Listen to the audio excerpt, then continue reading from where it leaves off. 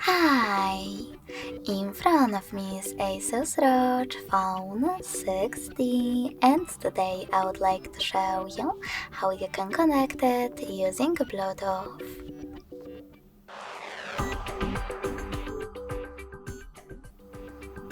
First of all, go into Settings and click on Connected Devices.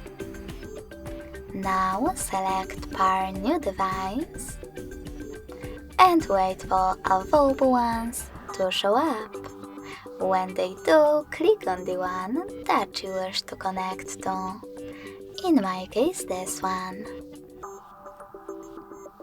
Now select Pair in the pop-up and wait for the other device to do the same. As you can see, my devices were successfully connected. If you wish to disconnect them, click on this gear next to the device.